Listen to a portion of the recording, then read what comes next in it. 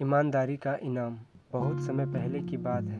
किसी गांव में बाबूलाल नाम का एक पेंटर रहता था।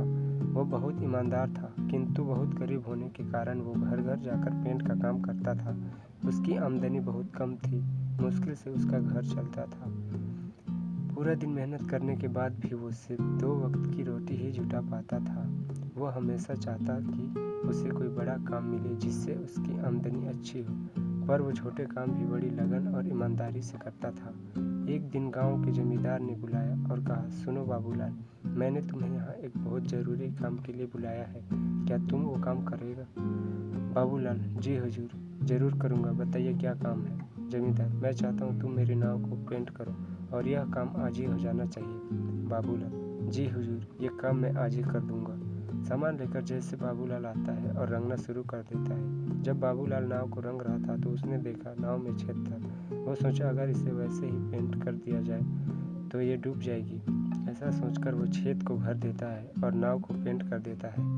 फिर जमींदार के पास जाता है और कहता है, हुजूर, नाव का काम पूरा हो गया, आप चलकर देख लीजिए। फिर वो दोनों नदी किनारे जाते हैं। नाव को देखकर जमींदार बोलता है, अरे वाह बाबूलाल, तुमने तो बहुत अच्छा काम किया। ऐसा करो, तुम कल सुबह आकर अपना पैसा ले जाना।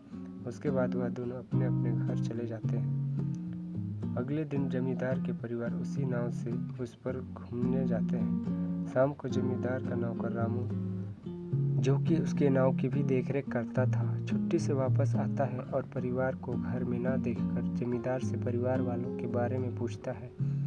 जमींदार उसे सारी बात बताता है। जमींदार की बात सुनकर रामू चिंतन में पड़ जाता है।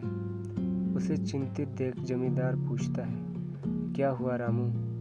ये बात सुनकर तुम चिंतित क्यों हो गए? रामू, सरकार, लेकिन उस नाव में तो छेद था।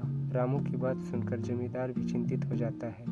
तभी उसके परिवार वाले दिन भर मौज मस्ती करके वापस आ जाते हैं। उन्हें सकुशल देखकर जमींदार चैन की सांस लेता है।